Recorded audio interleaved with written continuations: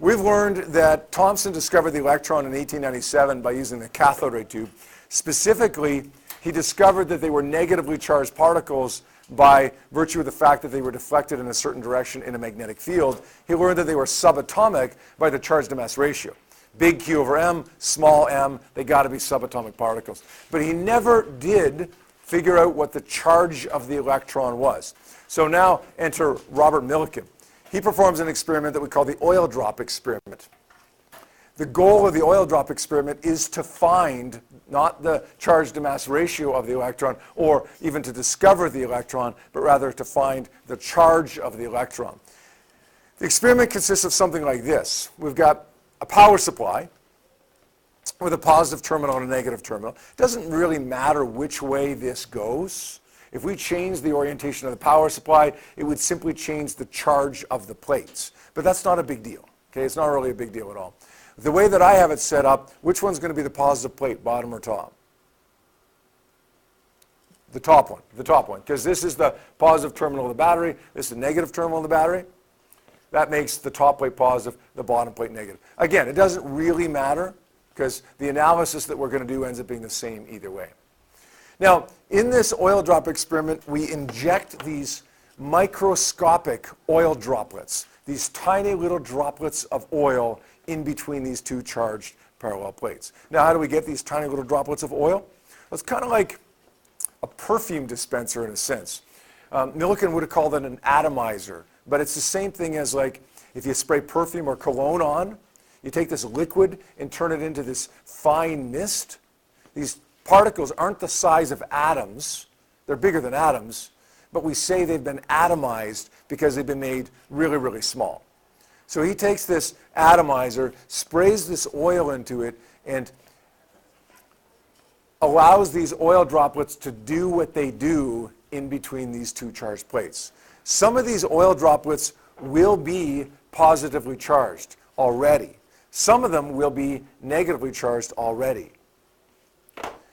But what Millikan would have done is irradiate them with X-rays to ionize them so that most or all of them become charged.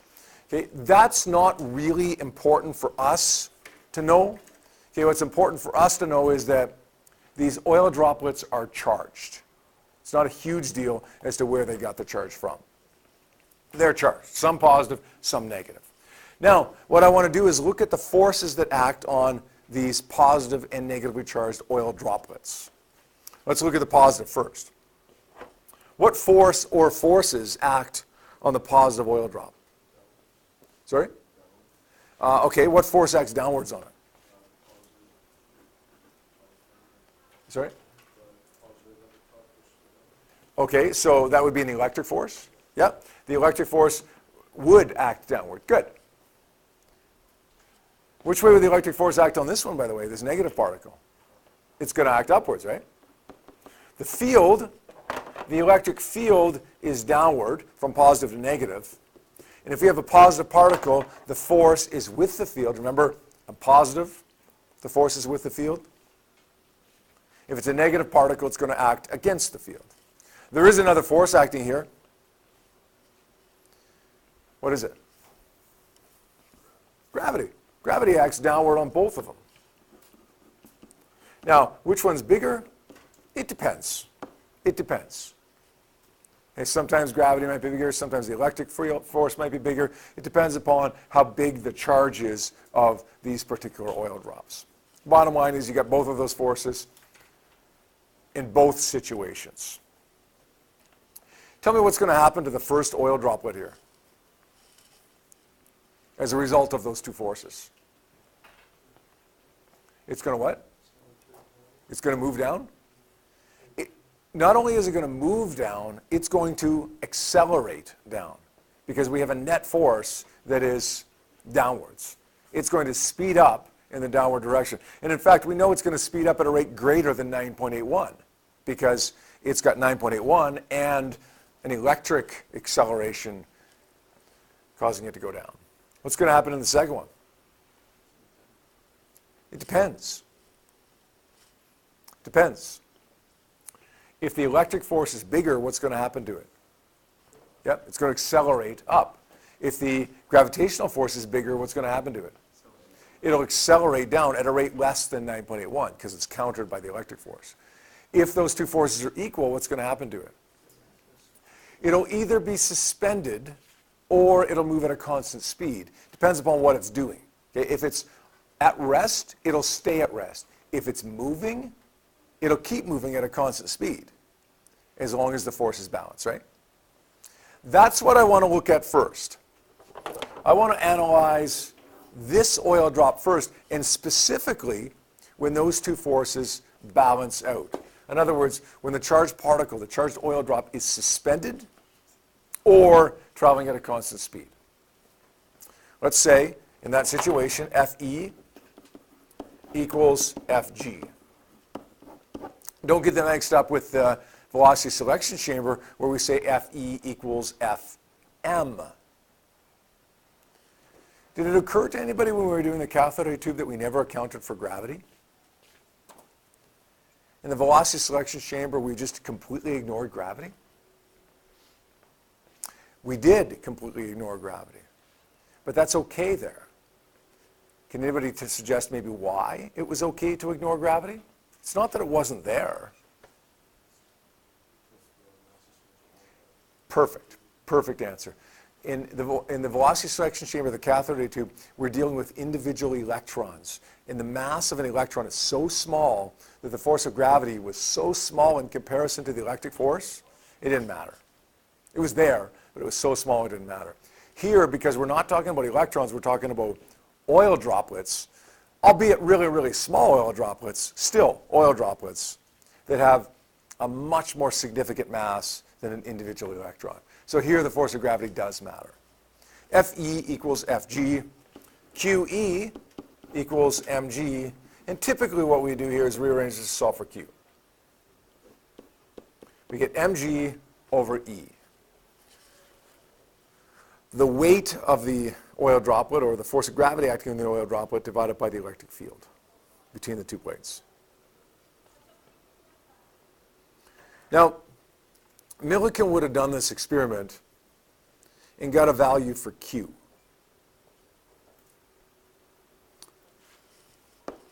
And the value of Q that he would have gotten would have been maybe 3.2 times 10 to the minus 17 coulombs. Or maybe it was 6.4 times 10 to the minus 19 coulombs. Or maybe it was 9.6 times 10 to the minus 19 coulombs. Or maybe it was 4.8 times 10 to the minus 18 coulombs. Or maybe it was 1.6 times 10 to the minus 19 coulombs. Or maybe it was so on and so on and so on. Millikan would have performed this experiment hundreds of times. And he would have gotten hundreds of different charges. Remember, charges of oil drops, not charges of electrons. Charges of oil drops. And he would have found that each one of those charges, each one of those oil droplets, had a charge of either this value or a multiple of it. Okay, this one would be what, 6 times the elementary charge. Okay, the base charge here, multiply this by 6 and we get this one. Okay, this one would be what, 4? This one would be 200. This one would be 30. Notice he gets 1.6 times 10 to the minus 19, or 4, or 6, or 200, or 30 times that, but he doesn't get 6.8 times that, or he doesn't get 24.2 times that. He gets that value, or a whole number multiple of that value, which leads him to 2 conclusions. Conclusion number 1, there is an elementary charge. There is a smallest possible charge that you can get. And its value is 1.6 times 10 to the minus 19 coulombs. Which he reasoned that if the smallest thing you could get was an electron and the smallest charge you could get was the elementary charge, then the charge of the electron must be negative 1.60 times 10 to the minus 19 coulombs, or the charge of the electron must be negative 1 elementary charge. So he's just discovered the charge of the electron. He also concluded that charge is quantized.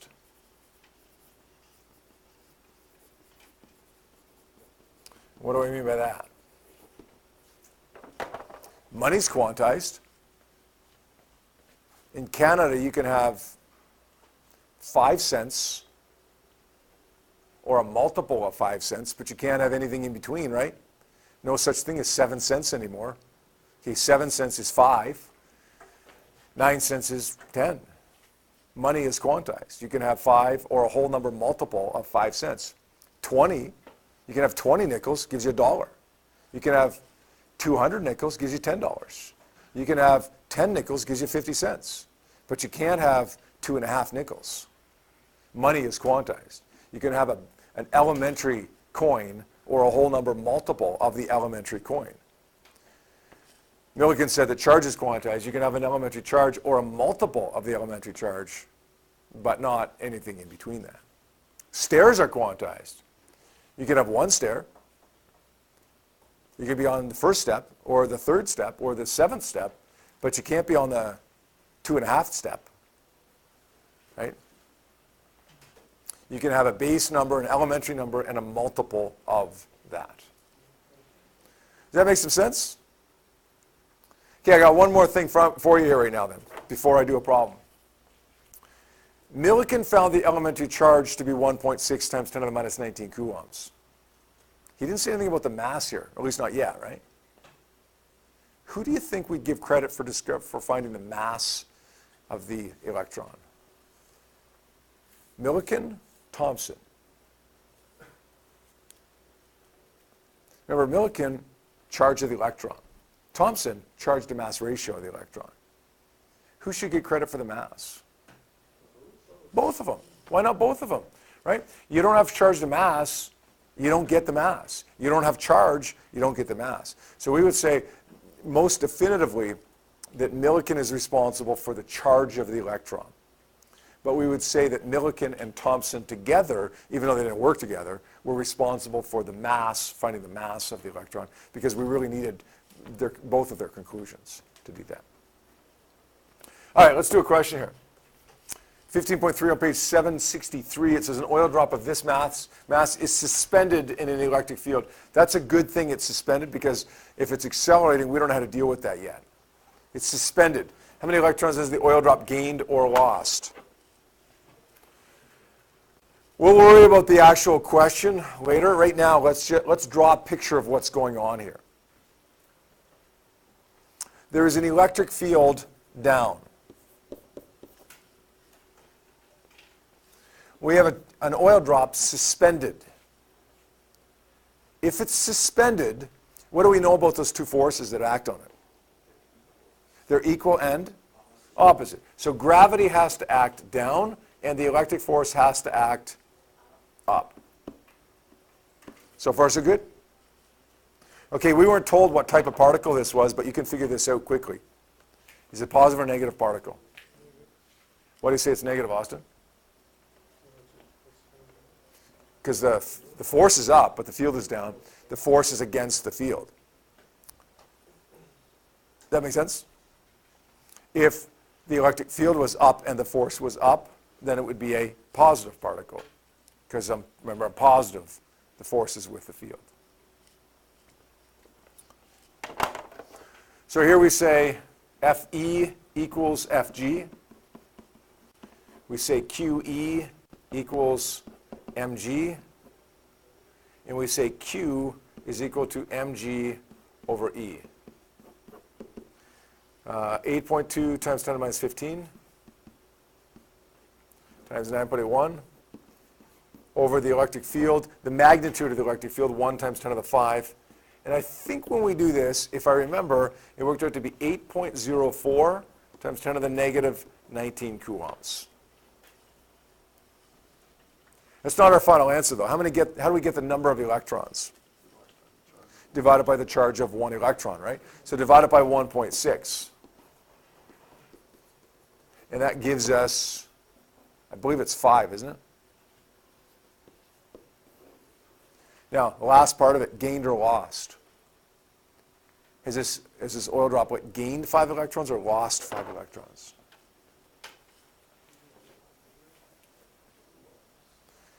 Yeah, it's lost. Sorry, no, it's not lost, it's gained. It's become negative, right? Austin, we established that it was a negative particle. How do you become negative? By losing negatives? No, you get it by gaining negatives, right? So it's gained 5 electrons. That's why we had to draw that picture, right? If you don't draw that picture, then you're not going to get that. You're going to get the 5, but you're not going to know whether it's gained or lost. I know what some of you are thinking. Some of you are thinking, I don't need to draw that picture. I'm smart enough that I don't need to draw that picture. Everybody look at me right now. No, you're not. We all need to draw that picture to determine whether it's electrons gained or lost. I need to draw that picture to determine whether it's electrons gained or lost. Okay, I'm smart. You're smart. We're all smart. But we all need to draw that picture to determine that that's a negative particle, and therefore to determine whether it's electrons gained or lost. All right? Don't skip steps there. Draw the picture every single time. Okay, I'm going to give you literally about 3 minutes to work on these questions just to get a start on it, and then we're going to do one more example and wrap it up for the day. All right, what do we do if the oil drop isn't suspended or isn't traveling at a constant speed? In other words, what do we do if those two forces are acting in the same direction or opposite directions, but one of them is bigger than the other one? What if it's accelerating? Well, let me draw 3 possibilities. Okay? Possibility number one, we can have an electric force acting down, a gravitational force acting down, and it doesn't matter which one is bigger. Possibility number 2, we can have it such that the gravitational force is down and the electric force is up, but smaller than gravity. Or we can have possibility number 3, where gravity is acting down and the electric force is acting up and bigger than gravity. In all 3 cases, we would set F net equal to the sum of the forces, just like we did back in physics 20 whenever we had a free body diagram with unbalanced forces acting on them. Remember that? Remember that in physics 20? The F net is equal to the sum of the forces, Fe plus Fg. In physics 20, it was Fn plus Fg, or it was Ff plus whatever, F1 plus F2 plus F3. Okay? Multiple forces, F net is the sum of the forces. Ma is equal to the sum of the forces, or Ma is equal to Qe plus M times G. Now it's just a matter of summing your numbers in, solving for Q. Well, almost just a matter of that. By the way, what do you think we're going to get for Q? 1.6 or a multiple of 1.6, same as we did when it was suspended. It's just a little bit harder to get it this time than it was then. If we have diagram number 1, here, which direction is gravity acting in diagram number 1 there? So it would be negative, right? When we sub numbers in, gravity would be negative. Which direction is the electric force acting in number 1? Down. So when we sub numbers in, it would be negative as well. Which way is it going to accelerate in question number 1, or in diagram number 1? Real? Downward. So we would make the acceleration negative when we sub that in as well. What about diagram number 2? Gravity is down. Electric force is up. Which way is the acceleration in number 2? Down, because gravity is bigger. Diagram number 3, gravity is down. Electric force is up. And which way is acceleration? Up. So we got some signs here that we have to assign to it now as well. And those signs depending upon whether they're up or down. So again, it's useful to draw that diagram, not only to determine what type of charge you have or whatever, but also which way these things point and what sign we have to make them. Let's do a last example here on page 764. It says a tiny plastic sphere. When I was in university, I did this experiment, but not with plastic spheres. It was with oil, and it was the biggest nightmare of an experiment in the history of my science career. That's for sure. It was an absolute nightmare. Now they have these little latex or plastic spheres, which make it much, much easier. Still, it wouldn't be pretty, I wouldn't think. I've never done it with plastic spheres, but be easier because they're nice uniform shapes as opposed to the oil droplets that are kind of teardrop shape as gravity acts on them, right? Much neater too. Like, the experiment gets so oily and so messy when you're doing it with actual oil droplets. So now we'd use plastic spheres. Electric field down, 10 excess electrons. Is it going to accelerate? And if so, which direction is it going to accelerate? Let's just find the acceleration. Okay, if it ends up being 0, then it does not accelerate. If it ends up being something, then it accelerates. Draw a diagram, right? Do your diagram first. We have a plastic sphere with 10 excess electrons, so it's negative. The electric field is down. Gravity is acting down.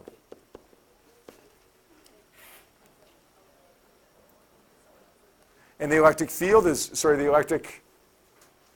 know which way the force is acting, do we? No, we don't know which way the electric force is acting, do we? No, we do, yeah. Yeah, we know it's acting upwards, right?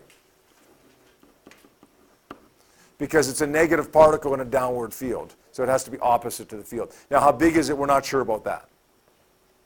Let's say F net is equal to Fe plus Fg. Let's say MA is equal to QE plus mg. M 8.2 times 10 to the minus 15 times A. For lucky, A is just going to be 0 and it doesn't accelerate.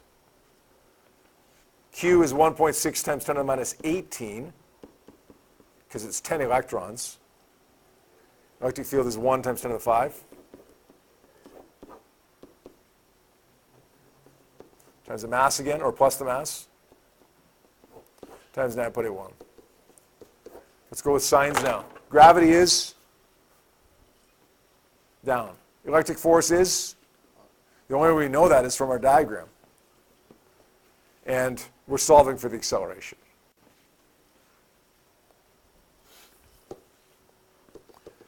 Let's figure out the right-hand side. 1.6 times 10 to the minus 18 times 1 times 10 to the 5. Let's subtract from that 8.2 times 10 to the minus 15 times 9.81. There's the right side, divided by 8.2. 9.70. Does it accelerate? Yeah, Kessler said yes. Kessler, which way does it accelerate, up or down?